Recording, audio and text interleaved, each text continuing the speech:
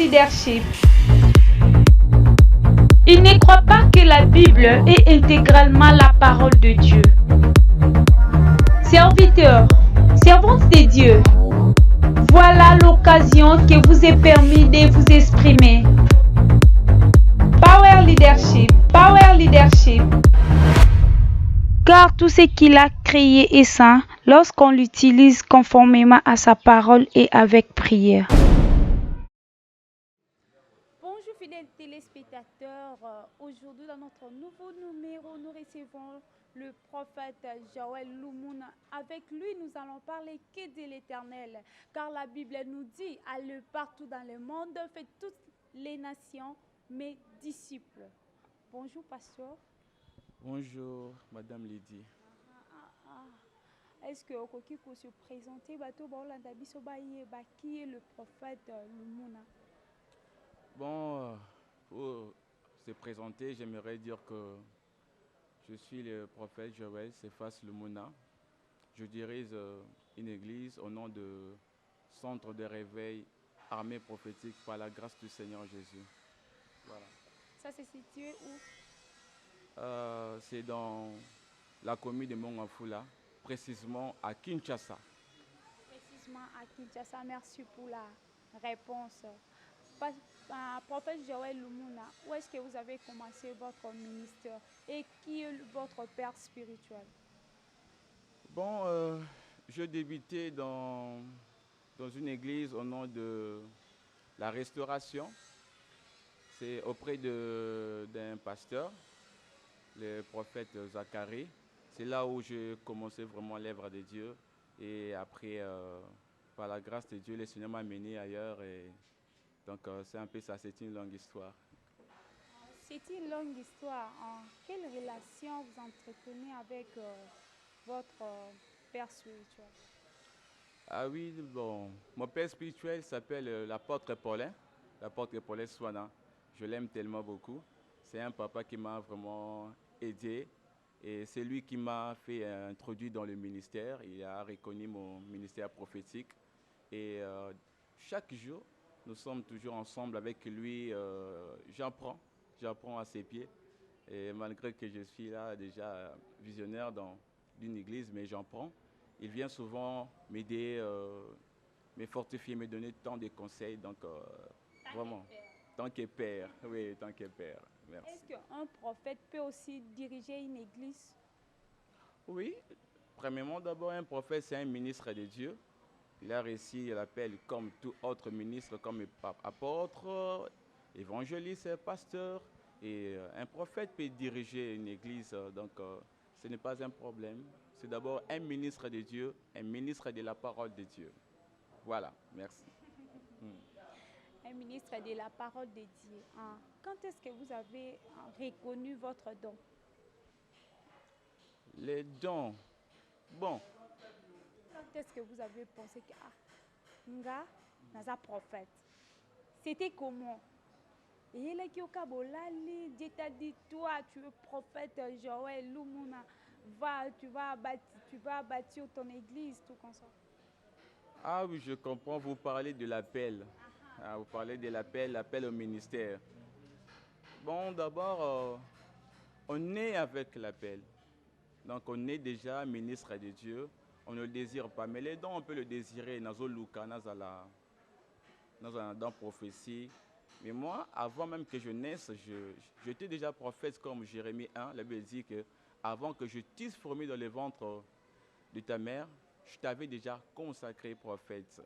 Mais c'est après des années que les aînés, pratiquement aussi mon père spirituel, l'apôtre Paulin, il est né à comprendre que nous avons un appel, étant que prophète, il faut reconnaître par rapport au message où nous avons qui copier ça.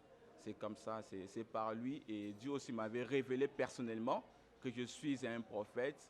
Mais à part ça, les aînés aussi, comme mon père spirituel, on va reconnaître que nous allons prophètes.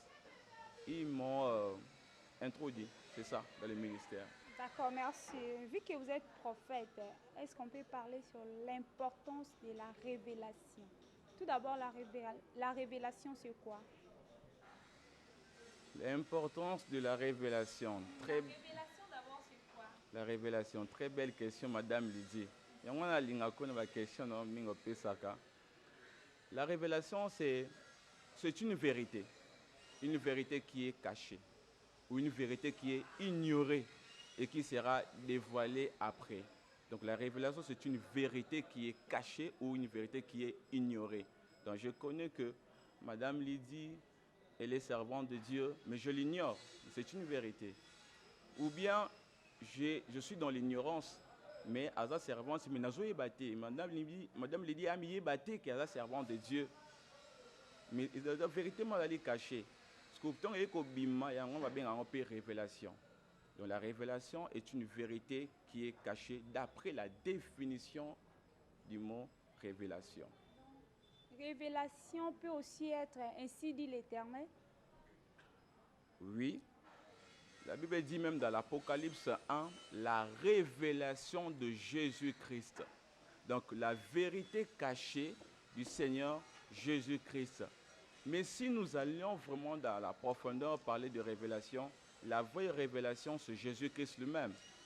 La Bible dit ceci, je suis le chemin de la vie et la vérité. C'est ce que la Bible dit dans Jean 14. Mais parlant de la définition, je vous ai dit que la révélation, c'est une vérité. Mais Jésus se présente étant que vérité. Donc la révélation que nous parlons, c'est d'abord Jésus-Christ lui-même. Dans Matthieu 16, par rapport au temps, nous ne pouvons pas lire Matthieu 16. Quand Jésus posait la question à ses disciples, mais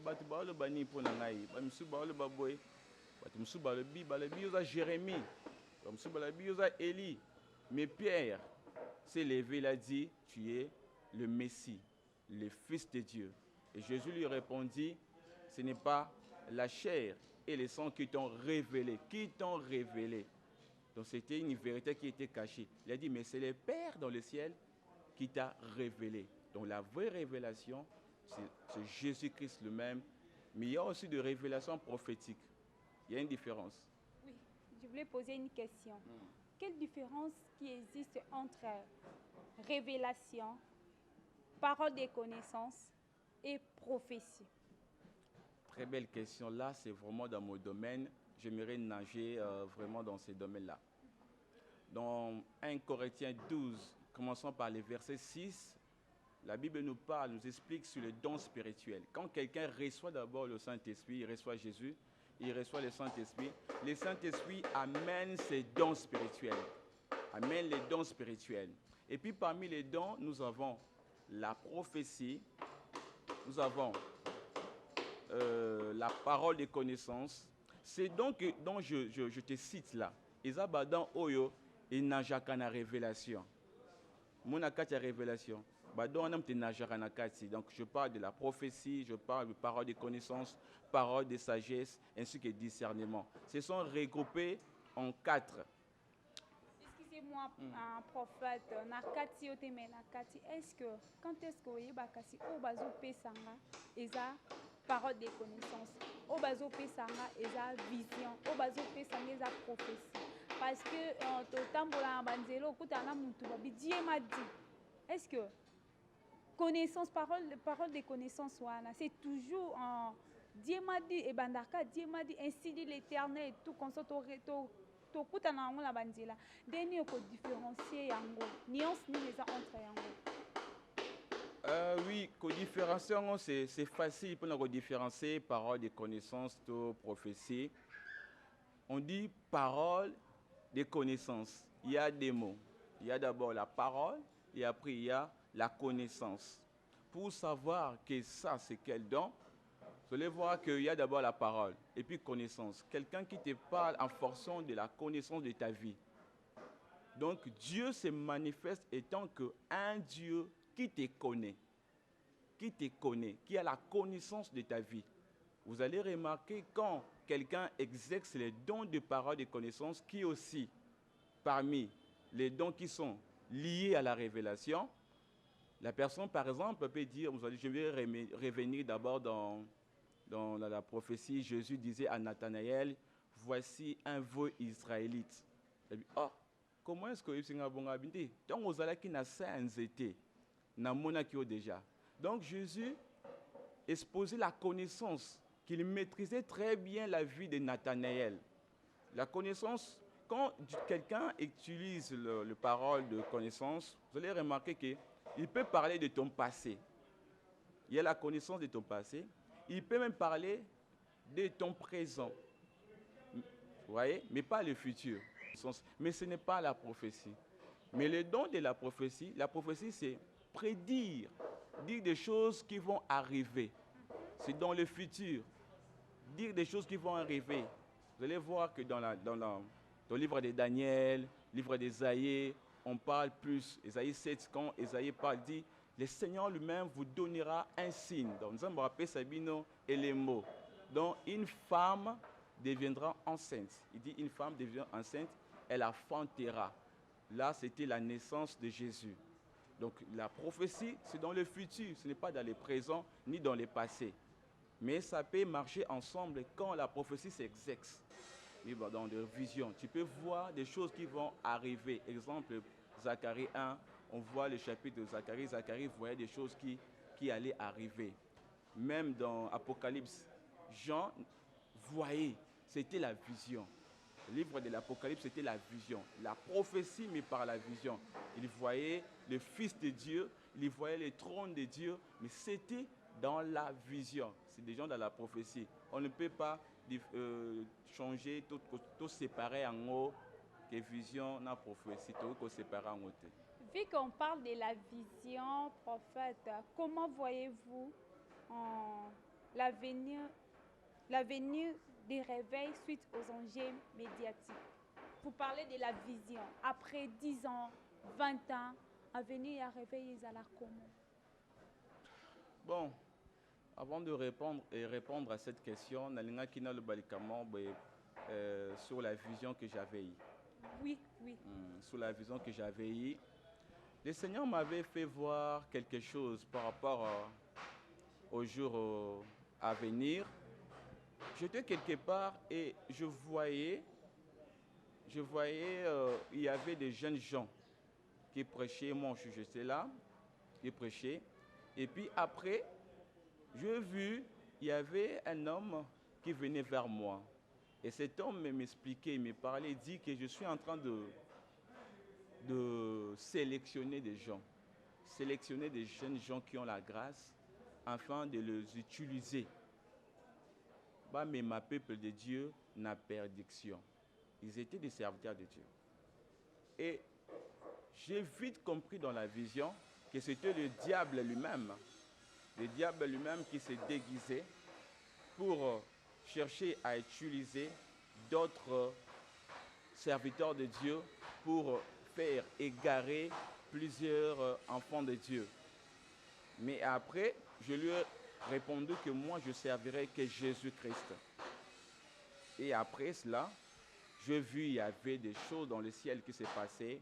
Il y avait des éclats. C'est vraiment difficile à expliquer. Mais il y avait des éclats, des choses. Et après, j'ai vu l'apparition du Fils de l'homme. C'était le retour de Jésus. Le retour de Jésus. C'était le retour de Jésus. Je vis Jésus venir. Et tout autour de lui, il y avait le soleil.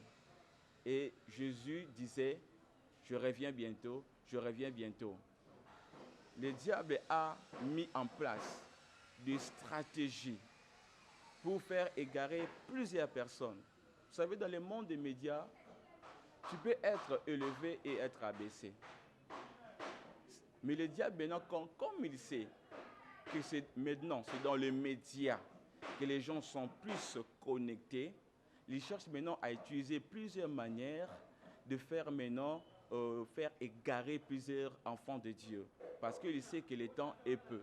D'accord, nous sommes à la fin de notre émission. Est-ce que vous pouvez parler de l'instant miracle? En bref, c'est instant miracle sur quoi? Comment est-ce que vous avez créé ça? Bon, merci beaucoup. Instant miracle, c'est un groupe que j'avais créé par rapport à Nzamba Ebisa qui n'a pas aidé à belé ou à Libana, à prier, à directif. Parce que, vous savez, pour mieux avoir le résultat, il faut aussi avoir la révélation. Donc, tes prières, ça te demande aussi la révélation. Pasteur, vous avez parlé trop sur la révélation. J'espère que bateau bazaki bazaki batant na bango bataki moment na bango ya Olanda biso. Comment est-ce que bakoki ko arriver vers vous et mot de la fin na yo suite période autozo passé au monde entier coronavirus mungunyo aye ko détruire biso nini yoko lobela. Bon, comme mot de la fin, j'aimerais seulement interpeller les enfants de Dieu d'être plus dans la prière. Ces temps où nous passons, Dieu est en train de juger le monde. D'autres personnes seront jugées et puis d'autres seront exemptées par la grâce du Seigneur. Et j'appelle plus les enfants de Dieu à être veillés. Dans Matthieu 24, verset 14, Jésus dit à ses disciples, veillez, veillez, veillez. Et puis je dis merci aussi à vous. Merci. À vous, Madame Lydie, ainsi qu'à toute l'équipe.